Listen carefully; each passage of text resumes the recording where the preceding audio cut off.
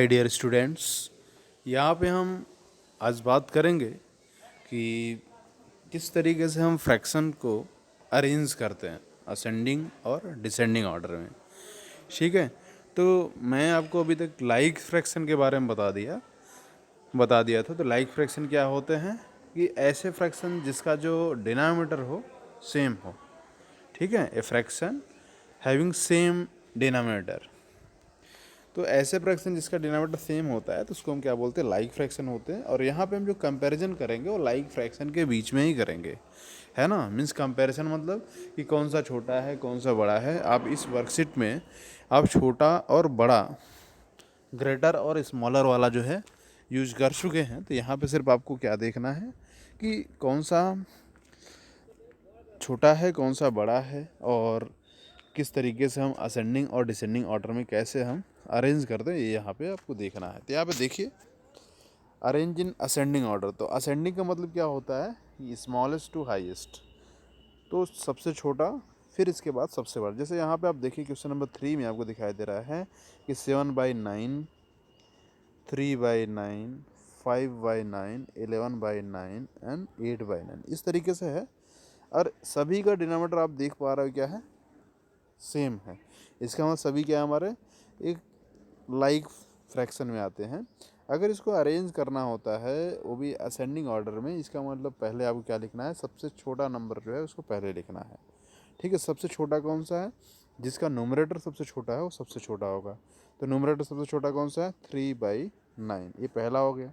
अब 3 के बाद जस्ट आगे कौन सा आएगा, 4 आएगा। तो 4 यहाँ पर नहीं दिख रहा। 5 आएगा तो 5 लिखिए, 5/9। 5 के बाद 6 यहाँ नहीं दिखाई दे रहा है। 7 दिखाई दे, क्या हो जाएगा फिर 7/9। 7 के बाद 8 अगर दिखाई दे रहा है तो 8 को ले लीजिए, 8/9। और फिर 8 के बाद 9 नहीं दिखाई दे रहा है तो 9 के बाद 10 अगर दिखाई उसको लीजिए, 10 नहीं है तो 11 को ले लीजिए, 11/9। तो इस तरीके से हमने अरेंज कर लिया इसको असेंडिंग ऑर्डर में।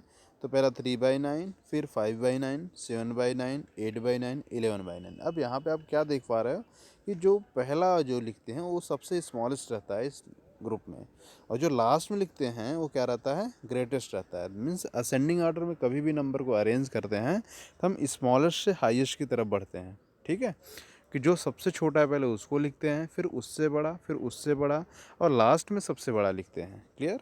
अब चलते हैं डिसेंडिंग ऑर्डर। क्या होता है डिसेंडिंग ऑर्डर, जस्ट इसका उल्टा होता है, जस्ट रिवर्स होता है।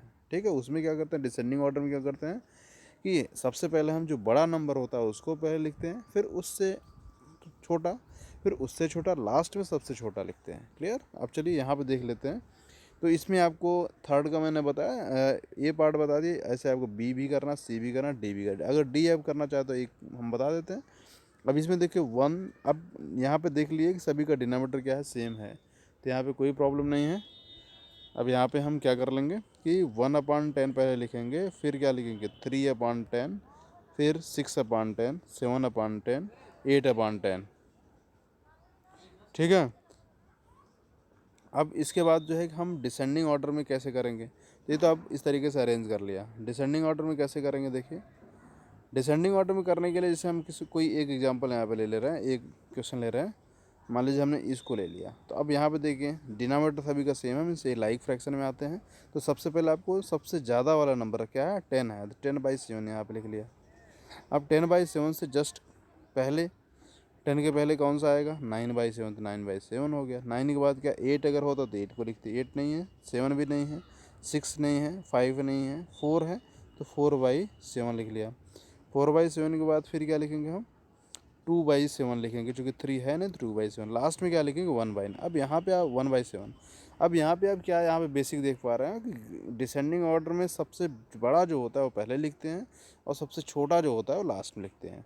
तो इस तरीके से हम अरेंज करते हैं असेंडिंग और डिसेंडिंग ऑर्डर। ठीक है।